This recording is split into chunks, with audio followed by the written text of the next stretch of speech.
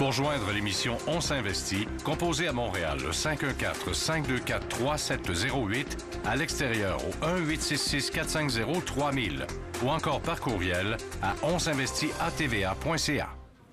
Alors, on poursuit en compagnie de nos deux invités du jour, Michel Marcoux d'Avantage Services financiers et Yves Usereau de Finfisc.com. D'abord, Yves, on va conclure sur votre sujet, puis vous vouliez nous dire un mot sur les vrais profits des banques. Ouais.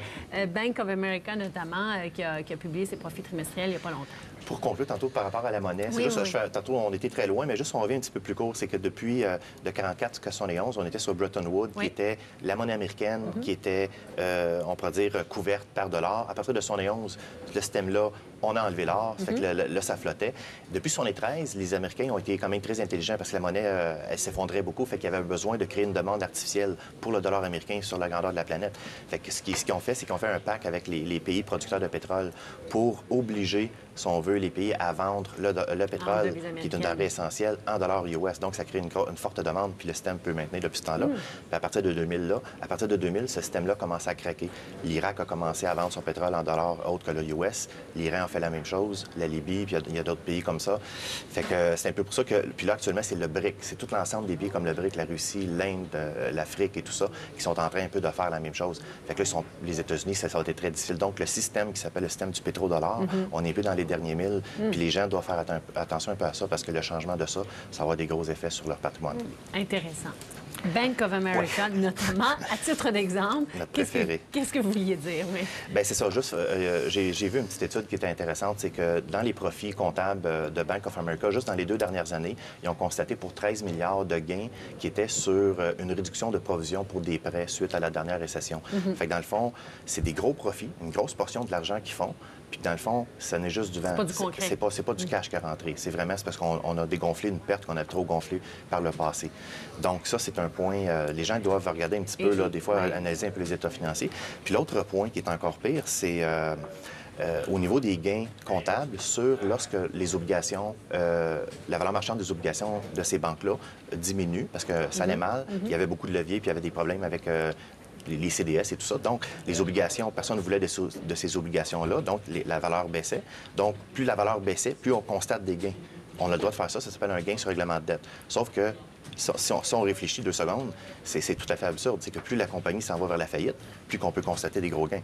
Fait que c'est ça qui s'est passé quand même. Donc, ce que vous voulez dire, c'est que ce n'est pas nécessairement soutenable, ces profits-là qui ont été publiés. Lorsqu'on enlève ces ajustements-là comptables, exactement. Il faudrait ça ne vraiment reflète pas la retrancher réelle ça. rentabilité Regardez vraiment d'entreprise. le vrai cash flow que les entreprises font.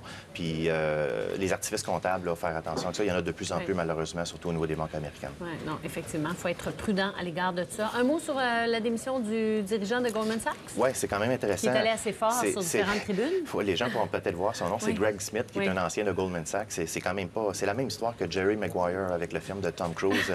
Là, c'était le chef des produits dérivés de toute la planète, sauf les États-Unis. Puis là, subitement, là, en gros, les gens pourront lire un peu l'article, mais c'est quand même intéressant. Les propos, il dévoile certaines pratiques que c'est vraiment une course au profit au détriment des clients. Mais là, Goldman Sachs, évidemment, nie. Le type devient pourri là, depuis ce temps-là et tout ça, mais il reste que c'est quand même sur Internet cocasse. pour trouver de l'information sur tout ce qu'il a dit, parce qu'on l'a vu un peu partout quand ça a été publié. Michel, question pour vous. Oui. De Fonds commun de placement. C'est Pascal de Belleuil qui nous écrit « Voudrait avoir l'opinion de Michel Marcoux sur la famille de fonds Investors. D'abord, est-ce de bons fonds?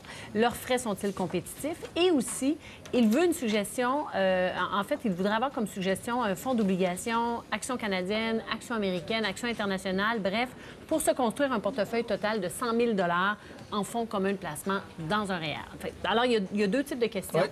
Famille de fonds Investors, d'abord. Opinion là-dessus? Bon. D'abord, la famille Investors, ça appartient à Power Corporation. McKinsey, ça appartient tout au même groupe. C'est une des compagnies de fonds qui a le plus de succès actuellement au Canada. Il y a une croissance très importante. Pourquoi? C'est parce qu'il y a un marketing absolument hyper efficace. La célèbre publicité avec M. Gilbert Scott, tout ça, le plan, vous savez, des plans partout, on peut vous faire des plans. C'est pas Investor qui a le monopole du plan. Alors, c'est très efficace. Au niveau des fonds, écoutez, ils ont actuellement, là, dans PalTrack, répertorié 524 fonds. En fait, des fois, qui sont un fonds en 2-3 versions, là, mais en fait, pour faire ça simple, il y a 524 fonds répertoriés. Il y a 3 fonds seulement qui sont 5 étoiles, qui est le même fonds en 3 versions. Puis ça, c'est Morningstar, vous savez, ils donnent des étoiles sur 5. Il y a seulement 50 fonds qui ont 4 étoiles. Le reste, c'est 3, 2, 1 étoiles. Donc, c'est pas beaucoup. Une des raisons à ça, d'abord, Investor, c'est une des compagnies de fonds qui a encore les frais de sortie les plus chers de l'industrie.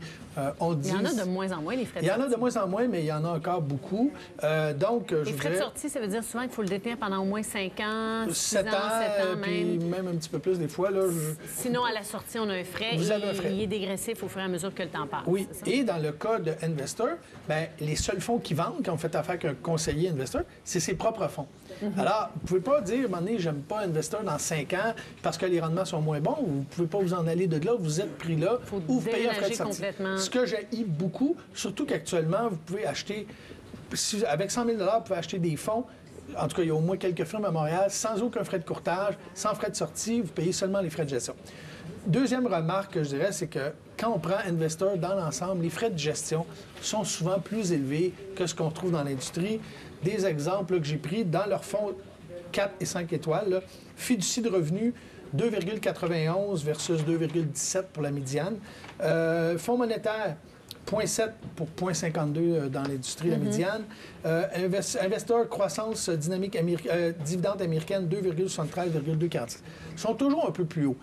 Je vous dirais que ce n'est pas la raison pour ne pas l'acheter, parce que s'il était plus performant mieux, ouais. c'est pas si grave que ça. Mais de ce qu'on peut constater des analyses de Morningstar, c'est pas le cas.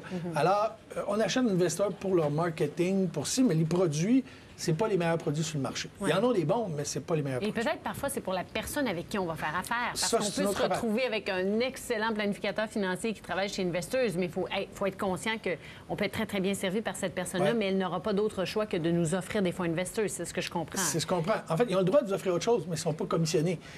Alors, qui c'est qui va vendre des produits qui n'est pas payé? Il faut bien que ces gens-là mangent en quelque part. Par contre, je voudrais, si vous cherchez une famille de fonds intéressante, des frais qui sont concurrentiels, tout ça, en tout cas, j'ai 2 suggestions. Puis évidemment, je ne vous donnerai pas de nom de fonds parce que Pascal, on ne sait pas sa tolérance au risque, on ne sait pas, c'est un petit peu flou, mais chez Fidélité, que je parle souvent, c'est une des compagnies de fonds où les frais de gestion sont compétitifs, où ils ont des fonds à peu près dans toutes les catégories qui sont excellents.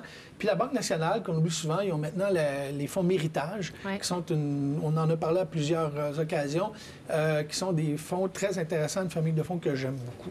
Alors, je pense qu'à partir de Fidélité, Banque nationale, Méritage, vous allez pouvoir trouver quelque chose qui va vous convenir. Puis je dirais que 100 000 n'achetez pas 5 ou 6 fonds, là, ça donne rien. Vous êtes mieux de... Non, ça donne rien. Au-delà de 7, c'est de la pure perte. Et moi, je vous dirais que souvent, pour beaucoup d'investisseurs, un seul fonds, c'est plus que suffisant. Vous savez, on va de plus en plus en gestion privée. Quand vous allez en gestion privée, vous faites affaire finalement avec une personne qui va diversifier vos investissements. Un fonds équilibré, des fois, va faire un excellent travail. Puis je pense que ça pourrait être suffisant. Très bien. Alors, vous avez très bien répondu à la question de Pascal. Je sais que vous aviez d'autres petites nouvelles. Tantôt, je vous ai coupé le sifflet assez court, comme on dit. Alors, allez-y, en fait, je vous redonne la parole. Pour continuer les nouvelles, chez Sprott, Oui. il y a Jamie Horat, qui était un des gestionnaires qui était là depuis très longtemps, qui quitte la firme pour aller se lever d'autres difficultés ailleurs, j'imagine. Et une des nouvelles de la semaine, AGF avait un fonds que j'aimais beaucoup qui s'appelait Marché émergent. C'est un fonds que son gestionnaire, en fait, c'est Mme Patricia Coutts qui était là depuis juin 2002. Pratiquement, elle double le rendement de sa médiane, des fonds de la même catégorie depuis qu'elle est là. Premier quartile sur 1 an, 2 ans, 3 ans, 5 ans. Elle quitte son poste, malheureusement. Alors, ceux qui avaient... Et ça, c'est dans quelle famille de fonds? Vous avez dit AGF, Marché émergent. Oui. Donc, changement de gestionnaire de portefeuille. Changement de gestionnaire. Je ne sais pas qui la remplace encore, mais c'est quand même très dommage. C'est une grande ça, c'est à perte. surveiller, parce que si c'est une grande perte, il faut vraiment s'assurer que la transition va avoir été faite. Exactement. Puis là, placement. ne sachant pas qui va la remplacer, peut-être ça va être quelqu'un d'aussi compétent. Ce que je vous dis, bien, ceux qui l'ont dans leur portefeuille, peut-être mettre un petit peu... regardez ça dans les prochaines semaines. Surveiller qui va remplacer. Puis dès que je le saurai, bien, j'apporterai la nouvelle Très pour bien. vos auditeurs. Merci beaucoup, Michel Marcoux. Merci d'avoir répondu aux questions des téléspectateurs. Merci pour ces nouvelles. Yves Usereau, vous allez rester avec nous parce qu'après la pause, on va poursuivre avec la période de questions, des questions quand même très, très variées, mais entre autres, il sera question de nos banques canadiennes, particulièrement de la Banque royale du Canada. Et on va vous parler également du fameux dossier Fibrec. Certains téléspectateurs qui possèdent des actions de Fibrec se demandent un peu où s'en va toute cette saga d'acquisition acquisition. Alors, on vous en parle après la pause.